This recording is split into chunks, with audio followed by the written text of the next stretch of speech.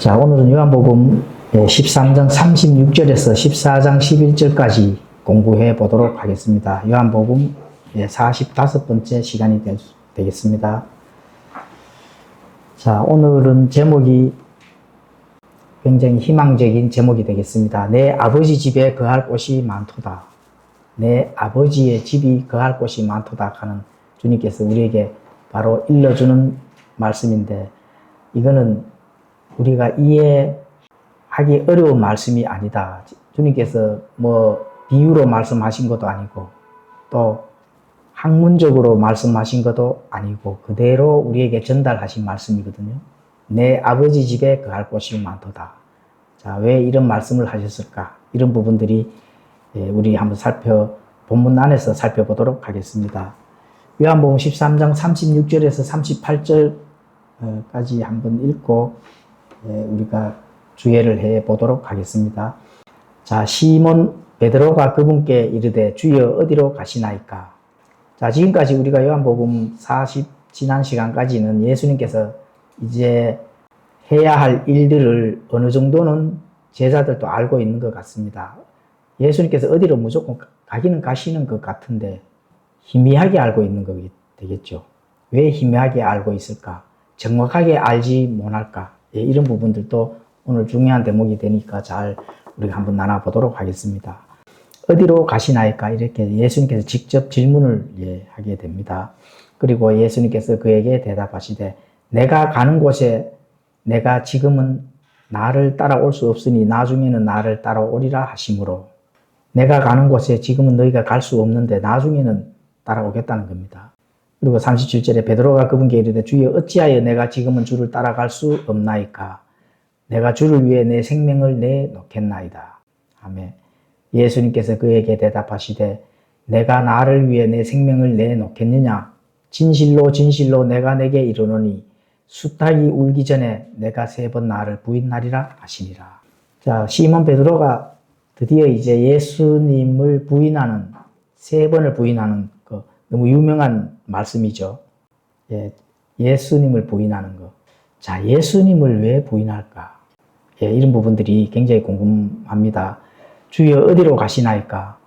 자, 베드로는 예수님께서 주신 새 계명이나 발을 씻기신 그 의미, 왜 우리를 발을 씻기실까? 어느 정도는 알고 있습니다. 제자들이 알고 있는데 주님이 자신들을 떠나신다는 사실에만 온 정신이 지금 거기에 가 있는 거거든요.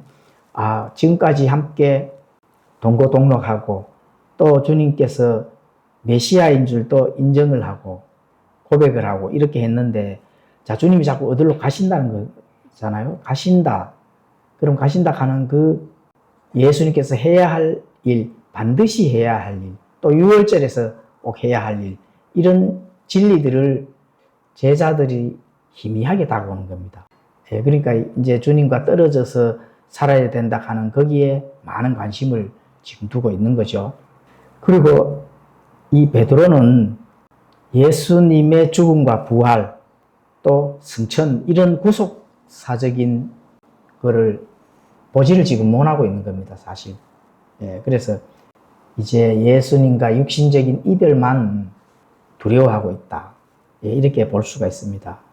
그런데 예수님께서 그렇게 또 이렇게 정확하게 그 길을 베드로에게 지금 전달하고 있죠.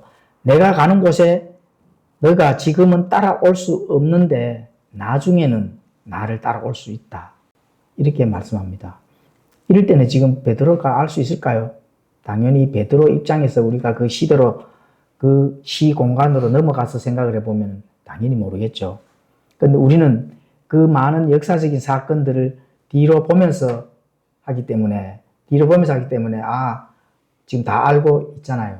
근데 베드로는 하나님이신 예수님과 함께 메시아를 앞에 두고도 지금 알 수가 없다 하는 그런 부분들. 그렇죠? 이런 부분들이 지금 그대로 지금 우리의 마음에 지금 전달이 와야 되거든요. 자, 너희들과 지금 내가 가는 길을 따라올 수 없지만 나중에는 따라올 수 있을 것이다. 지금은 떨어져서 너희들이 나를 따라올 수 없다. 이런데 따라올 수 있다고 하니까 또 소망을 주는 거잖아요. 그렇죠? 그래서 이 고난, 죽음의 길을 따라올 수 없다는 것을 지금 제자들도 인지를 좀 하고 그런 부분들을 해야 되는데 인지를 지금 못하고 있는 겁니다. 자, 그렇다면 언제 따라올 수 있을까요? 제자들이 언제 따라올 수 있을까? 바로 오순절 성령님이 강림을 하셔야 된다. 예, 이런 부분들이거든요. 왜 베드로가 알지를 못할까? 성령님이 주어질 시기가 아니기 때문에 그렇습니다. 예, 이런 부분들은 교리적으로 본다 하면은 성령님이 우리에게 주셔야만 지식과 지혜가 열려진다 하는 그런 부분도 알 수가 있거든요. 바로 제자들과 예수님이 함께 있으면서도 불구하고 또 구약에 있는 부분들을 많이 알고 있고 예수님께서 행하신 그 일들을 직접 보고 있음에도 그 앞에서 제자들은 알지를 못한다 하는 것은 교리적으로 전달해 드리겠습니다. 성령님이 안 계시기 때문에 그래요. 예, 그렇죠. 그래서 예수님께서 승천하시고 난 이후에 성령 강림절, 오순절날 그때 제자들이 성령님을 통해서 많은 부분들을 일을 할 수가 있다. 그 일을 시작할 수 있다 하는 것은 예수님을 따라간다는 거거든요. 그때부터 출발해서 어디까지? 예수님이 승천하시고 셋째 하늘 올라가는 그 하늘까지 따라갈 수가 있는 겁니다. 예, 지금 그 부분을 지금 예수님께서 지금 전달하고 있다고 이렇게 볼 수가 있습니다. 내가 주를 위해 내 생명을 내놓겠나이다.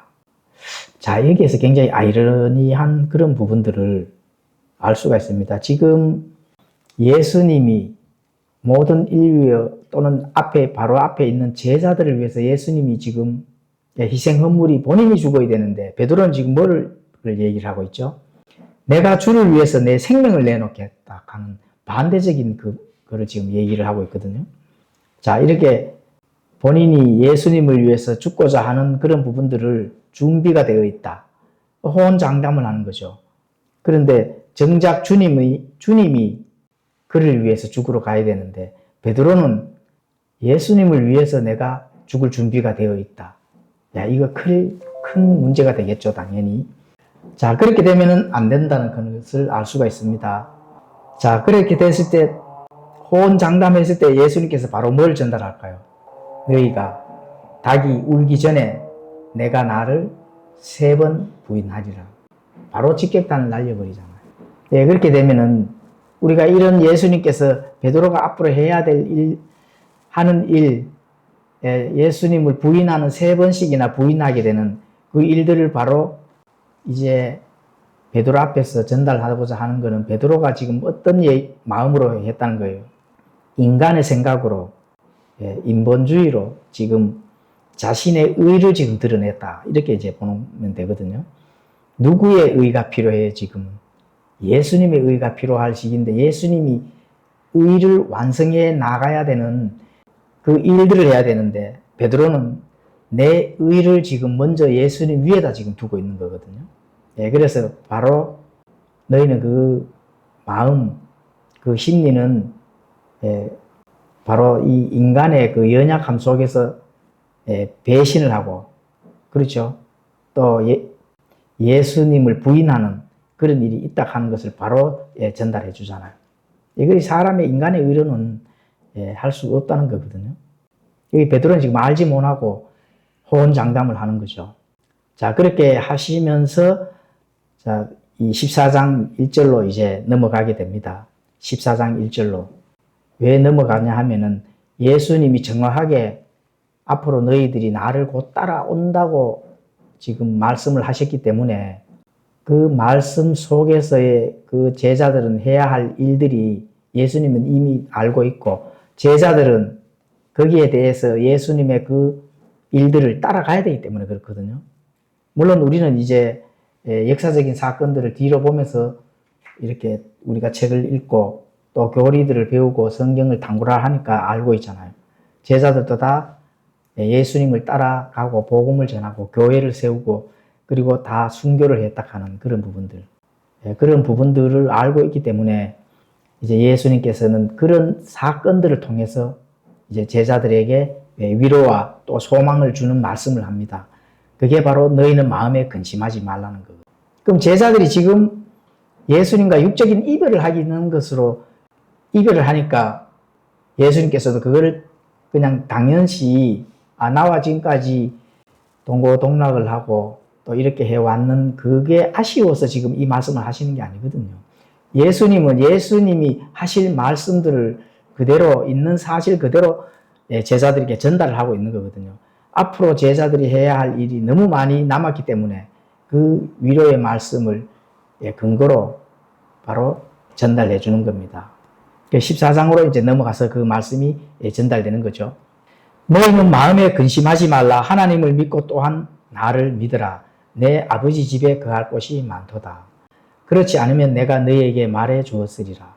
내가 너희를 위해 처소를 예비하러 가노니 가서 너희를 위해 처소를 예비하면 내가 다시 와서 너희를 내게로 받아들여 내가 있는 곳 거기에 너희도 있게 하리라. 자, 예수님께서 앞으로 이제 하늘로 승천하시게 되면은 아버지 집에 뭐가 있다 해요? 처소, 맨션이 실제 맨션입니다. 실제 집입니다. 실제 집. 그거를 예비를 하고 또 다시 와서 너희를 내가 있는 곳 그곳으로 데려간다고 이렇게 말씀하시잖아요. 그 있는 그대로, 그죠? 있는 그대로 지금 우리가 읽고 예수님께서 한치의 또 비유나 또는 우리가 여기서 뭔가 안에 내용이 있을지 살펴보지 않아도 그대로 받아들인다 하면은 아주 좋은 말씀이죠. 희망과 소망을 주는 말씀입니다. 근심하지 말라는 거죠. 하나님을 믿고 또한 나를 믿으라는 겁니다. 내 아버지 집에 거할 곳이 많기 때문에 그렇거든요. 그렇지 않으면 내가 너희에게 말해 주었으리라. 그리고 예수님께서 너희를 위해 처소를 예비하러 가고 또 처소가 예비되면은 다시 와서 너희를 내게로 받아들여 내가 있는 곳에 거기에 너희도 있게 하리라. 이런 부분들 뭐 더 덧붙일 그런 뭐 말씀이 없잖아, 그죠? 그렇죠. 있는 그대로 받아들인다 하면은 바로 처소, 영어로는 맨션으로 되어 있습니다. 많은 처소, 그러면 many mansion 이렇게 되어 있거든요. 맨션이면은 우리도 이 어휘를 사용을 많이 하잖아요. 그렇죠. 그게 지금 셋째 하늘에 예수님께서 준비가 다 돼 있다. 우리가 간다면은 예수님께서 오신다면은 예수님과 함께 거기에서 영원 무궁토록 사는 집이라는 겁니다. 자, 세상에서는 집 한 칸 마련하기 위해 평생을 노예처럼 살잖아요. 그런데 아버지 집에는 모든 자녀를 위한 충분한 자리가 이미 예비되어 있다 하는 거. 우리가 이런 소망을 가지고 살거든요. 이런 소망을 꼭 가지셔야 됩니다. 반드시 예수님께서 다시 오신다면은 우리를 데리고 이미 준비된 그 맨션에 같이 영원무궁토록 산다 하는 거. 이런 소망을 가지기 때문에 이 땅에서도 어떠한 어려움 또 고난 이런 것도 우리가 견디고 인내하고 참고 살 수 있는 희망이 바로 예수님의 말씀이다. 이렇게 볼 수가 있는 겁니다. 그리고 세상 사람들 이 땅에서 열심히 일을 하고 또 이 땅에서 사는 집 한 칸을 위해서 평생을 고생하면서 돈을 모으잖아요. 그렇죠. 이 돈을 모으는데 자, 그거는 당장 우리가 이 땅에서 잠시 사는 것, 또 좋은 것들, 평판, 또 쾌락, 즐기는 것, 뭐 이런 거에 속해져 있지만 하늘에 예비된 그 맨션은 영원 무궁토록 하나님께서 함께 아름답게 살 수 있다 하는 그 집이 바로 예수님께서 예비하시고 계신다. 지금 뭐 2000년 지났으니까 이제 준비가 다 되시고 또 이제 재림의 날이 가까워지니까 그렇죠. 준비가 다 돼서 우리가 이제 예수님을 만난다면은 그 아름다운 한 번도 보지 못하는 그렇죠. 금, 은 이런 것으로 보다 더 좋은 집으로 우리 거기에 살 수가 있다. 자, 이렇게 이제 보시면 됩니다. 우리가 그런 것들을 비교를 했을 때 지금 현대인들은 뭐 내일 죽으면 그만인데 이 땅에서 사는 동안이라도 잘 먹고 잘 사자 다 이렇게 하잖아요. 그렇죠. 그런데 영원한 맨션이 있다 하는 거 우리는 알고 있잖아요. 영원한 맨션 이게 실질적으로 사실적인 거거든요.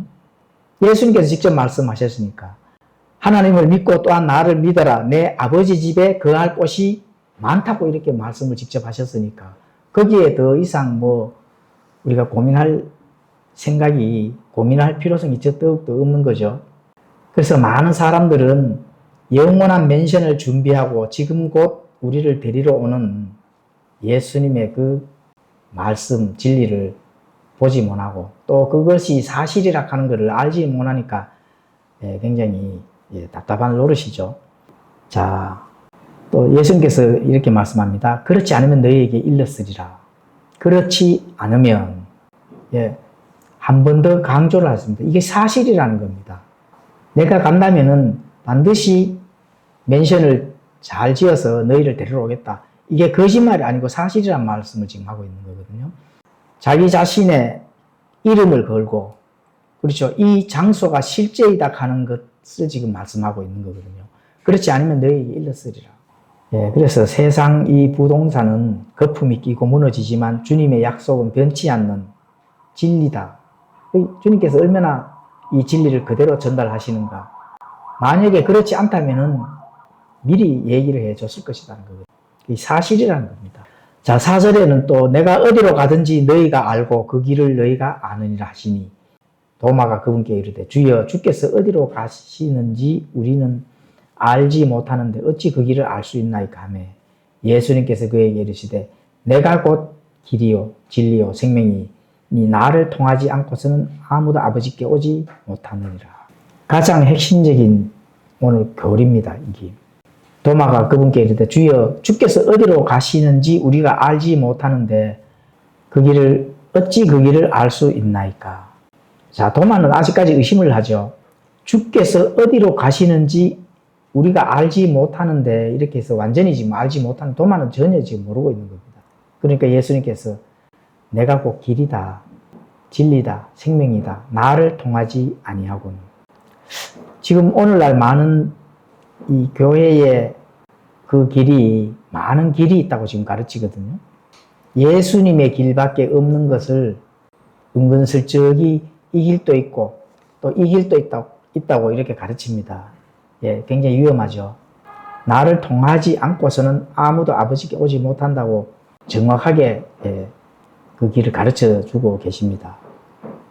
예수님의 길은 예수님이 행하신 어떤 방법이 아닙니다. 예수님의 그 나를 통하지 않는다 하는 것은 예수님의 그 인격을 말씀하시는 거거든요. 그렇기 때문에 이 길도 있고 이 길도 있고 이런 세상의 종교들은 그 방법에 집중을 하는 거죠. 자, 어떻게 하면은 그 길을 갈까? 어떻게 하면은 내가 구원을 받을까? 이런 방법을 지금 찾고 또 그 방법으로 많은 것을 하고 있습니다. 그런데 예수님은 내가 곧 길이다 합니다. 내가 곧, 그리고 또 진리다, 생명이다. 이게는 예수님 자체의 그 인격을 말씀하시는 겁니다. 그래, 어떻게 행해야 구원을 받을 것인가? 내가 뭔 행위를 해야 될 것인가? 아니면은 가만히 앉아서 묵상하고 명상을 하면은 구원을 받을 것인가? 아니면은 율법주의로 뭔가 명령을 받고 내 명령을 행해야 구원을 받을 것인가? 이런 방법들을 세상 종교에서는 제시를 합니다. 그래야 구원을 받는다. 그렇죠? 근데 예수님께서는 한마디로 나를 통하지 아니하고는 아무도 아버지께 올 자가 없다고 분명히 선을 긋습니다. 예수님께서 이렇게 말씀하시죠. 그러면은 내가 그 길을 아니까 내가 그 길을 가르쳐 줄게. 이렇게 말씀하지 않습니다. 뭐라고 말씀할까요? 내가 곧 길이라는 겁니다. 내가 곧 길이요 진리요 생명이다. 내가 나를 통하지 않고는 갈 수 있는 방법이 없다는 거죠. 내가 곧 그 길이다. 자, 사도행전 4장 12절은 다른 이로서는 구원을 받을 수 없다고 말씀합니다. 다른 이로서는 구원을 받을 수 없다. 사도행전에도 그렇게 말씀하고. 그래서 구원은 어떤 시스템이나 고결한 행위 속에 있는 것이 아닙니다. 오직 예수 그리스도라는 인격 안에만 존재한다. 나를 통하지 않는다고 이렇게 말씀하셨기 때문에 그 인격 안에 예수님께서 인격 안에 그래서 우리가 예수님의 그 몸에 붙어 있어야 된다는 거거든요. 예수님 안에 거해야 되고 예수님이 우리 안에 거해야 되고 이런 부분들이 교리적으로 연결이 되는 겁니다. 그래서 예수님께서 분명히 말씀하죠. 나를 통하지 않고는 아버지께로 갈 자가 없다는 겁니다. 그래서 진리는 여러 갈래길이 있는 것이 아닙니다. 그렇죠? 현대 사회가 싫어하는 이 배타성이 바로 진리입니다. 왜 기독교만 유일하게 고집을 하는가? 다른 종교도, 불교도, 또 다른 어떤 종교도 서로 이렇게 상호 존중을 해줘야 되지. 이렇게 하죠. 그런데 분명한 것은 예수님께서 나를 통하지 아니하고는 아버지께로 갈 자가 없다고 말씀하시기 때문에 아주 배타성이 있는 겁니다.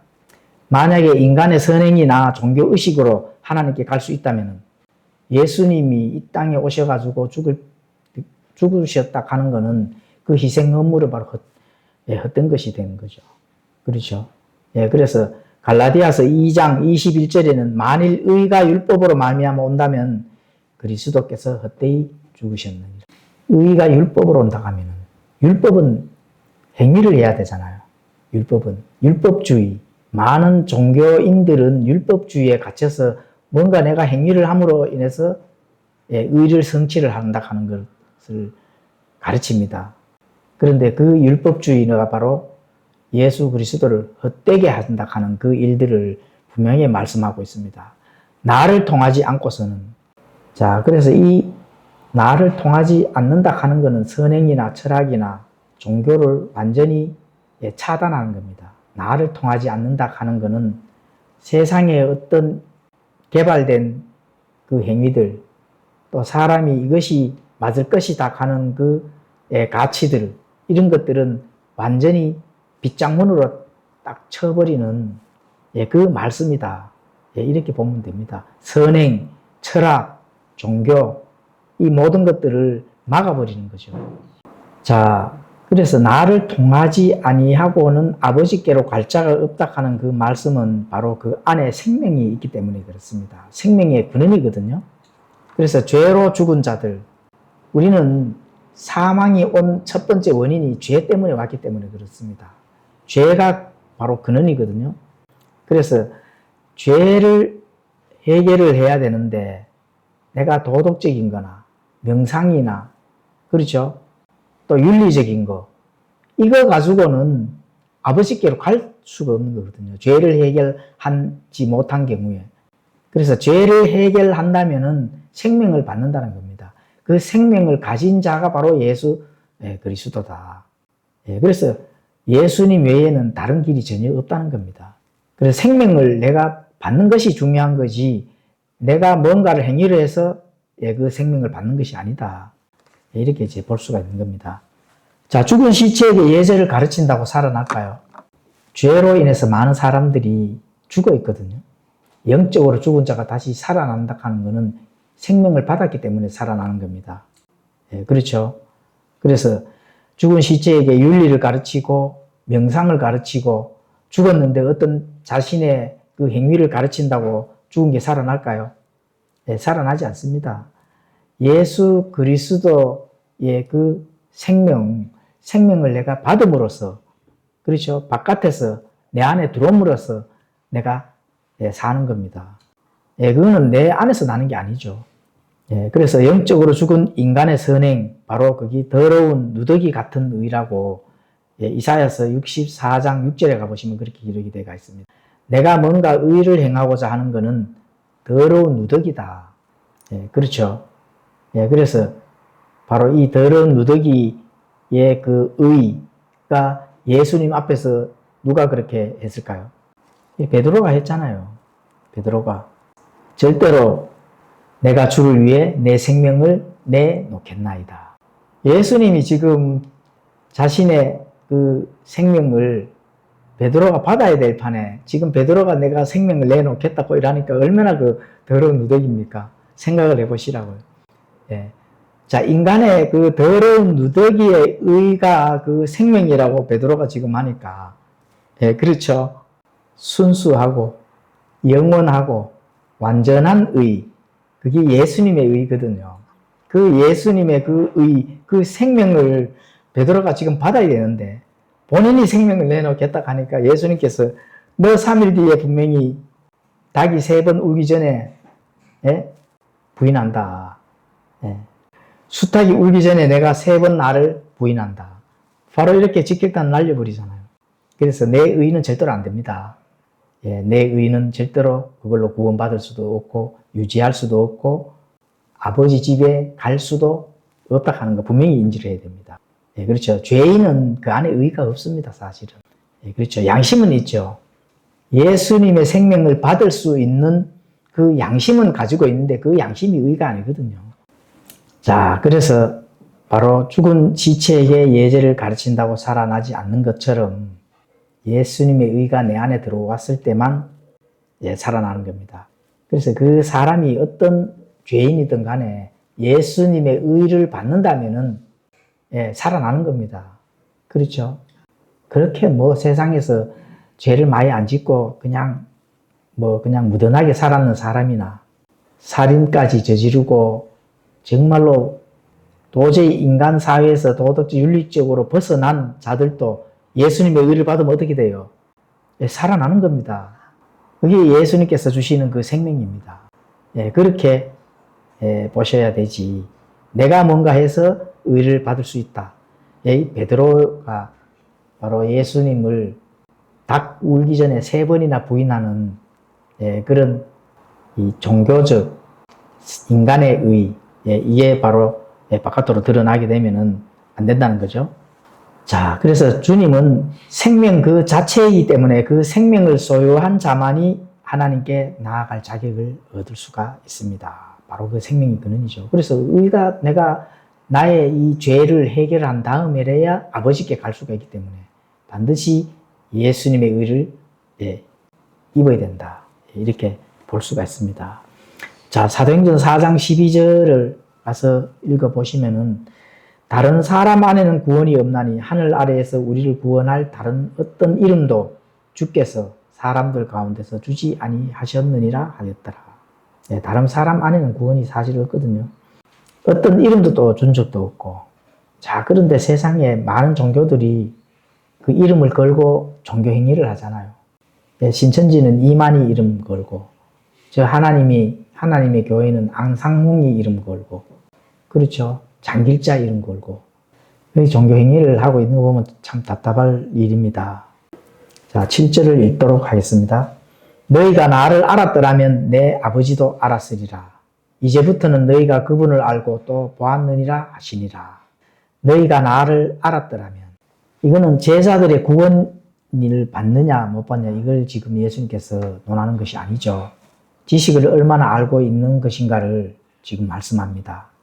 지식이 알고 있느냐 모르느냐. 자, 구약에서도 그만큼 구약 성경을 읽고 또 거기에 대한 많은 부분들을 고민하고 또 그 말씀을 받아들였다면은 예수님이 앞으로 해야 될 그 일들을 분명히 알았을 겁니다. 그런데 전혀 알지를 못하니까 어떻게 돼요? 내 의가 나올 수밖에 없는 거거든요.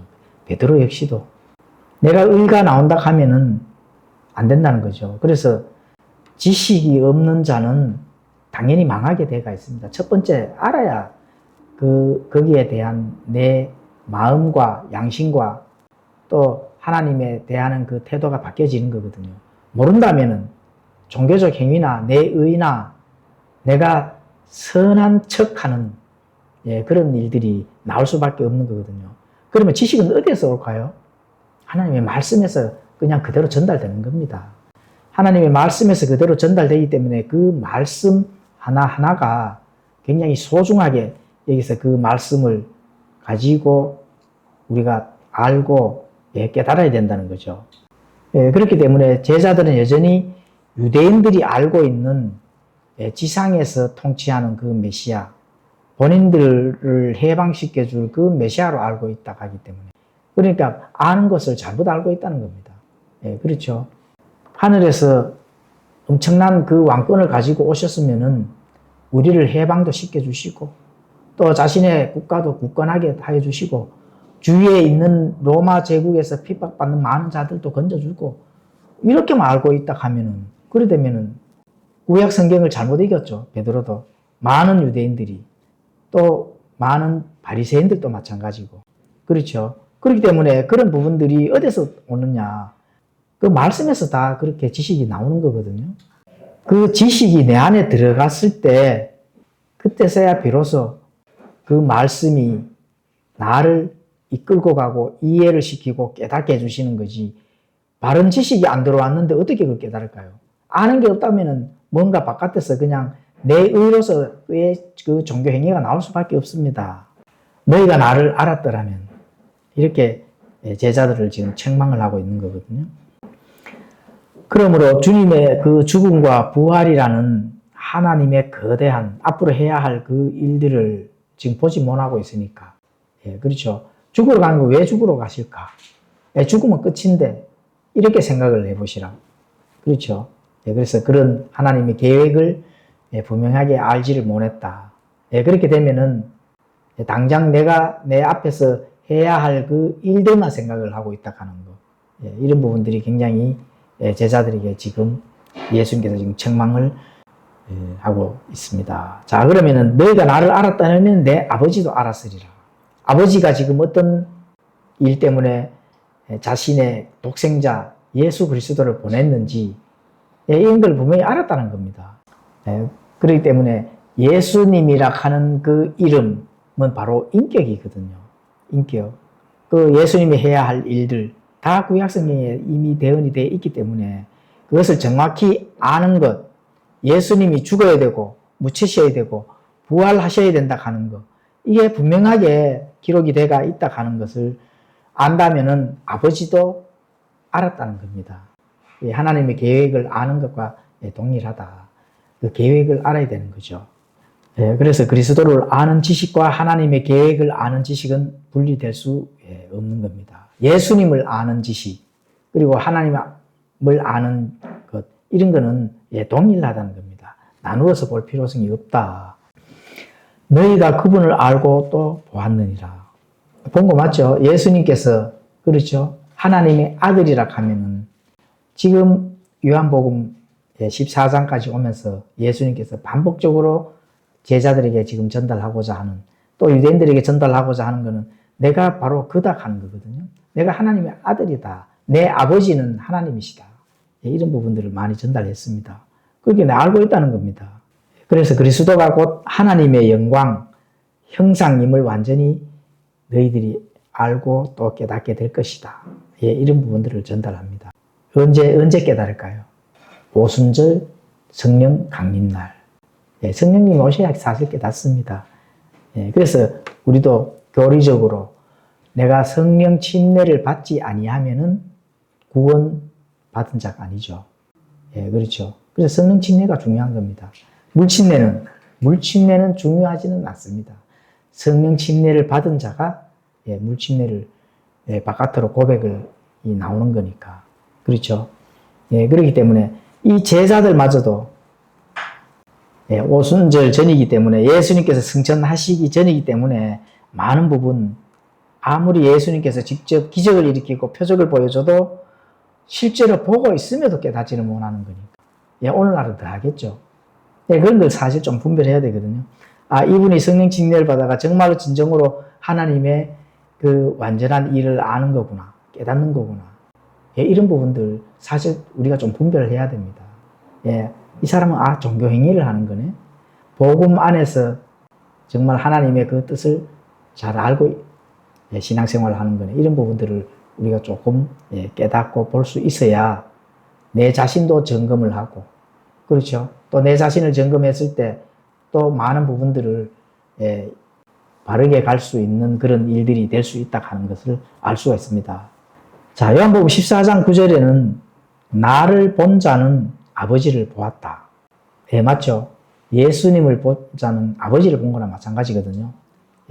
예수님과 아버지는 하나이기 때문에 그렇습니다. 그게 삼위일체에 속한 거거든요.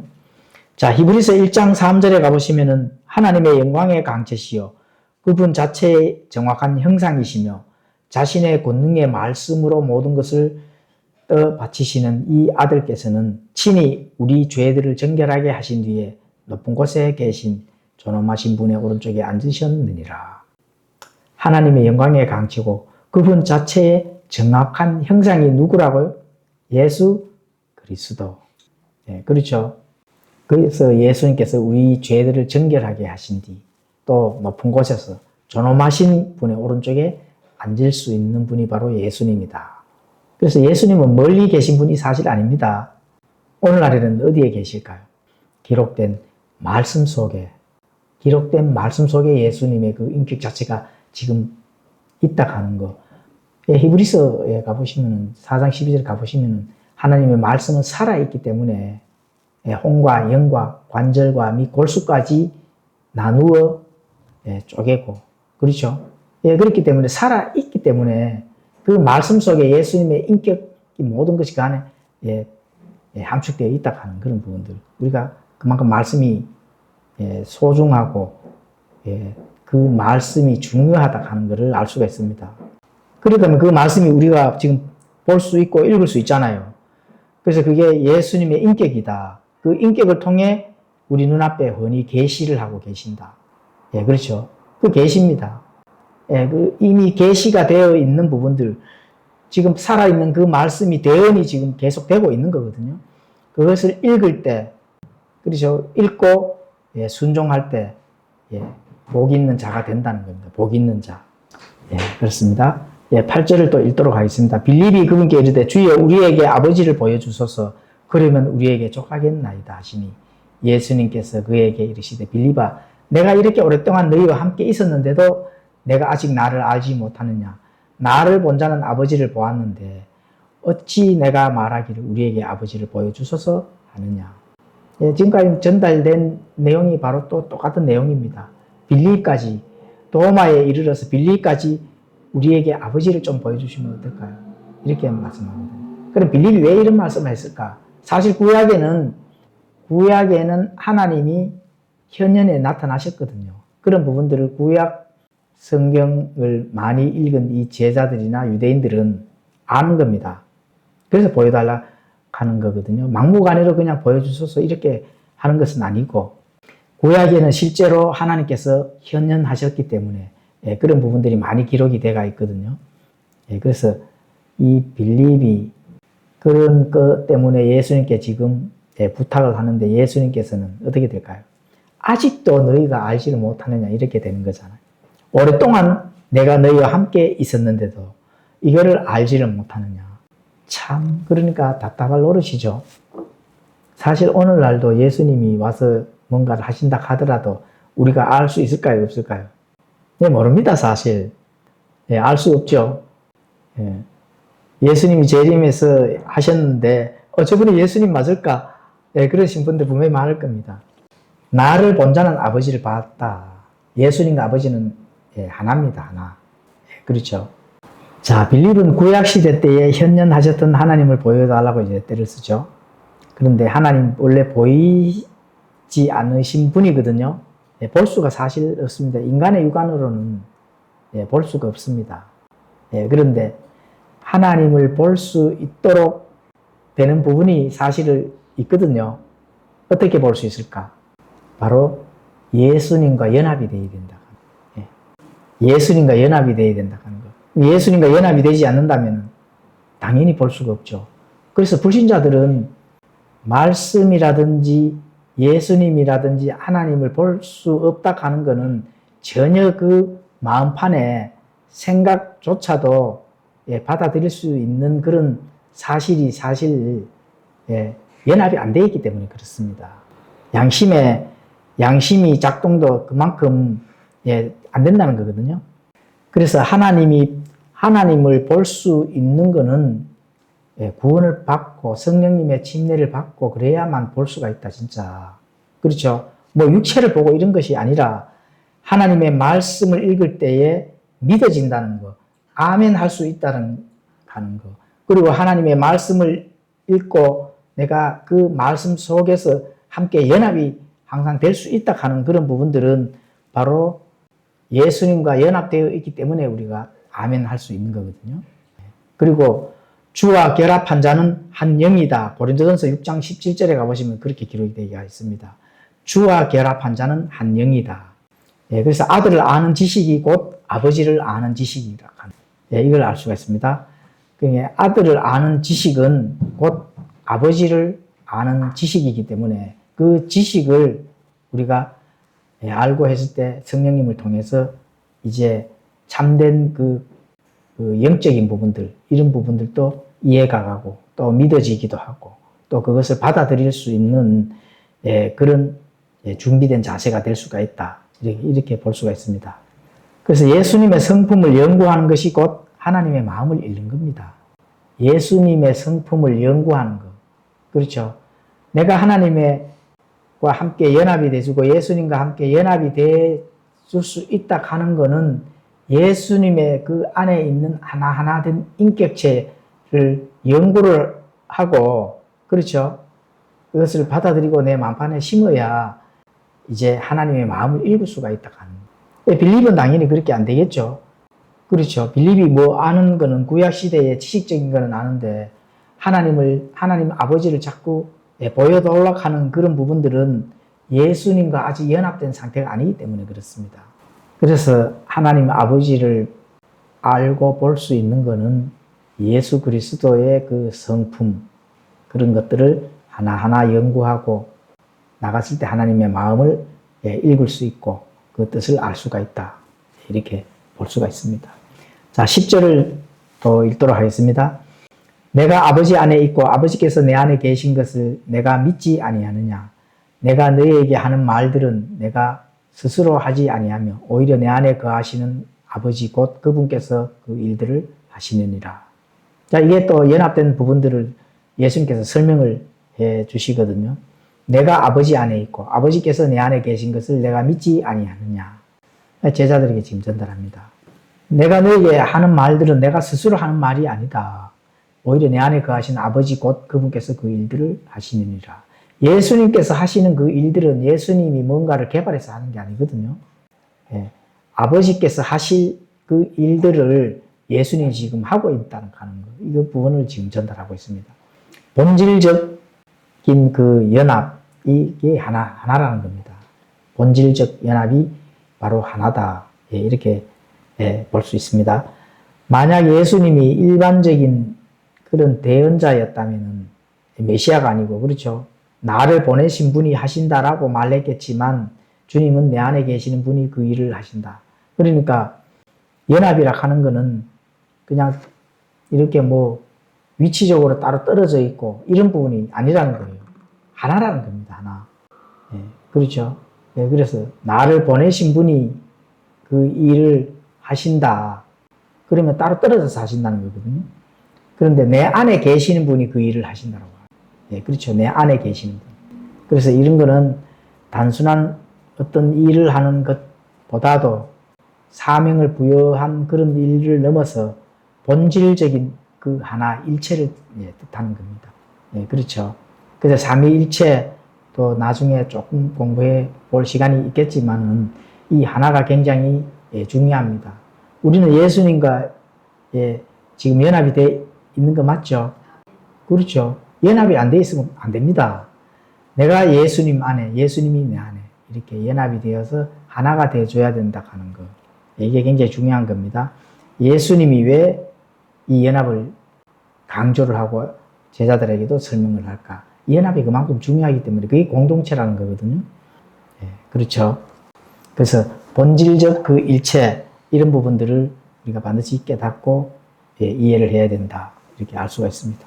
자, 마지막 11절 또 읽도록 하겠습니다. 내가 아버지 안에 있고 아버지께서 내 안에 계신다는 내 말을 믿으라. 그러지 못하겠거든 바로 그 일들로 인해 나를 믿으라. 이게 굉장히 참 중요한 말씀이거든요. 내가 아버지 안에 있고 아버지께서 내 안에 계신다는 것을 내 말을 믿으라 하는데 제자들이 지금 못 믿고 있잖아요. 못 믿으니까 지금 뭐라고 말씀합니까? 그러지 못하겠거든 바로 그 일들로 인해 나를 믿으라는 거죠. 예수님께서 죽은 지 나흘이나 되는 냄새가 나서 썩어 내려앉은 그 나사로를 즉시 살리신 것은 그 누가 할 수 있을까요? 바로 하나님이 하실 수 있는 일이거든요. 그 일들을 믿으라는 겁니다. 안 보이니까. 지금 현재 성령님이 가르쳐주는 또 그런 시대도 아니고 예수님, 메시아 하나님과 지금 직접 위치적으로 떨어져서 이렇게 보면서 있으니 제자들이 당연히 못 믿고 또 불안해하겠죠. 이 불안한 마음을 어떻게 예수님은 지금 교리적으로 정확하게 지금 전달해 주고 계시거든요. 그 일들로 인한 것들로 보고 나를 믿으라는 거거든요.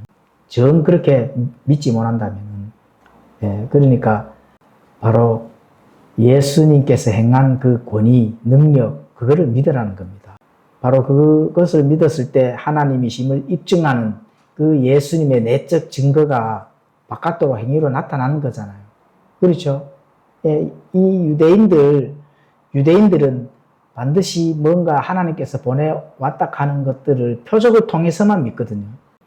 그래서 그 표적을 통해서만 믿는 것을 예수님께서 지금 그 설명을 하고 있습니다. 그 일들로 내가 표적을 행하고 기적을 행한 그 일들을 보고 그렇게 한번 믿어라. 이렇게 제자들에게 지금 전달하고 있습니다. 이렇게 전달한 것은 나중에 이제 오순절 강림, 성령께서 강림하시고 또 모든 제자들 안에서 앞으로 해야 할 일들이 많이 남아있거든요. 성경도 완성해 나가고 또 교회도 세워야 되고 복음을 전달하면서 그 남는 그 제자들도 순교를 해야 되는 그 일들이 남아있기 때문에 예수님께서 많은 정확한 교리들을 그대로 제자들에게 지금 가르쳐 주고 있는 겁니다. 자, 신성, 인성. 제자들도 예수님을 지금 그냥 우리와 똑같은 사람으로서 보고 있거든요. 똑같은 형제 지체로서 지금 보고 있기 때문에 그 신성을 보지 못하는 제자들에게도 이런 부분들을 하나님만 하실 수 있는 일을 내가 했지 않느냐 하는 그 말씀 안에 있는 그 신성, 이런 부분들을 강력히 제자들에게 지금 권고를 하고 있습니다. 그래서 여기서 우리가 깨달을 수 있는 것은 인간의 철학이나 윤리를 가지고 이 기독교, 예수님을 믿는 것에 논하면 절대로 안 됩니다. 철학, 윤리, 뭐 어떤 영성, 감정, 교회가 감정팔이 하는 교회들이 너무 많거든요. 감정팔이 설교를 한다 하면은 마음은 동할 수 있을지 모르나 예수님이 가르치고자 하는 그 진리, 그 진리에서는 많이 벗어나 있다. 이렇게 볼 수 있는 겁니다.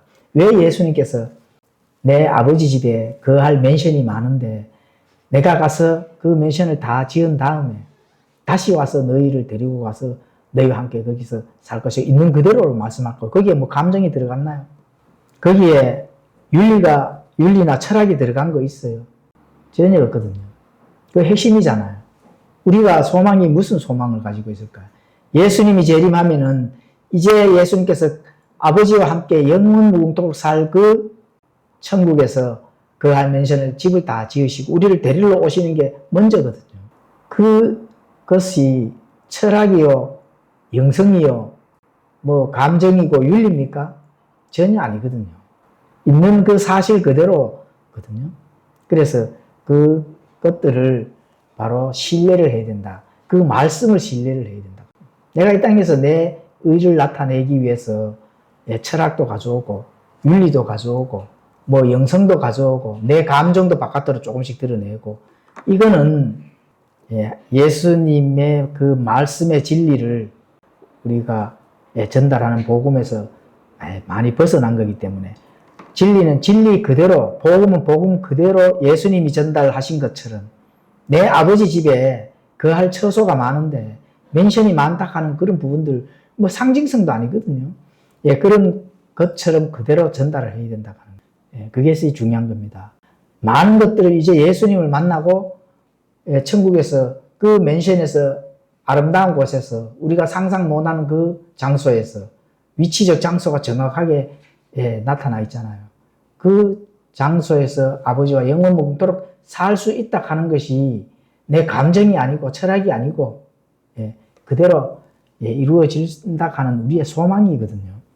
그 소망이 가지고 있는 우리 중심을 예수님께서, 하나님께서, 아버지께서 그렇죠.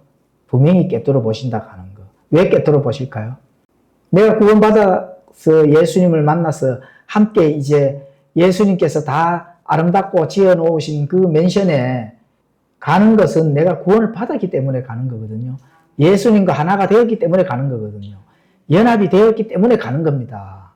거기에 내 감정이 뭘 필요하고, 내 철학이 뭐가 필요하고, 내 영성이 뭐가 필요합니까?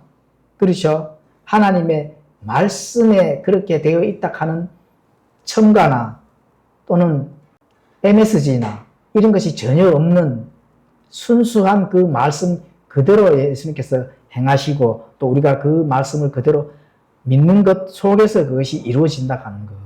예, 이것이 사실 중요하거든요. 예, 그래서 그 말씀을 신뢰를 해야 된다 하는 거 예수님께서 제자들에게도 전하고 오늘날 우리가 이 말씀을 배우고 또 당구하고 연구하고 우리가 이 말씀을 심는 우리에게도 예, 그 진리가 전달되고 있는 겁니다. 그 권위 앞에 사실 우리가 무릎을 꿇어야 되는 겁니다. 그게 믿음의 시작이거든요. 예수님께서 첨가된 게 전혀 없는 그 순수한 그대로의 우리에게 전달해 주는데 거기에 우리가 무릎을 꿇어야 됩니다. 내가 가지고 있는 것을 조금 꺼내 나와서 이렇게 섞으려 하면 안 된다는 거죠. 그래서 빌립처럼 눈에 보이는 아버지를 따로 보여달라고 할 필요성이 사실 없습니다. 있는 그대로만 받아들이고 또 그 말씀을 우리가 감사함으로 아멘으로 받아들이고 내가 그 말씀에 무릎을 꿇고 순종했을 때 그렇죠. 데려가시고 또 우리를 영원 무궁토록 아버지의 그 지어놓으신 그 맨션에 살 수 있도록 하시는 분은 누구라고요? 하나님이시다. 예, 하나님이시다. 그 하나님이 하실 일을 내가 뭔가 조금 하고자 한다 하면은 안 됩니다. 그렇죠. 우리가 해야 할 그 일들 또 우리가 이 땅에서 이 형제, 지체 또 속박의 멍에에 있는 자들에게 하나님께서 전달해 주신 그 순수한 말씀 그대로 감이 없이 전달해 주는 그 일만 하시면 되는 거거든요. 그리고 아버지께 영광 돌리는 일, 함께 또 영적인 집을 잘 지어 나갈 수 있는 그런 일들이 중요하다. 이렇게 이제 볼 수가 있습니다. 그리고 보존된 말씀 속에 바로 그 주님의 권능이 있다 하는 거 꼭 기억을 해 주셔야 되고 또 우리 삶 속에 그것을 믿는다면은 우리 삶 속에 주님의 손길이 분명히 가까이 있다 하는 거. 그렇죠. 인도해 주시고 또 책임져 주시고 하나님의 그 맨션에 살 수 있도록 하실 일은 하나님이시다. 그래서 이 두 기둥 주님의 그 말씀 속에서 우리의 권능 또 주님의 손길 이 두 기둥 위에서 흔들리지 않는 믿음으로 우리가 집을 지어 나가고 또 믿음을 굳게 또 지켜야 됩니다. 지키는 그 일에 우리가 소홀함이 없는 그런 성도들이 되었으면 좋겠습니다. 기도하고 마치겠습니다.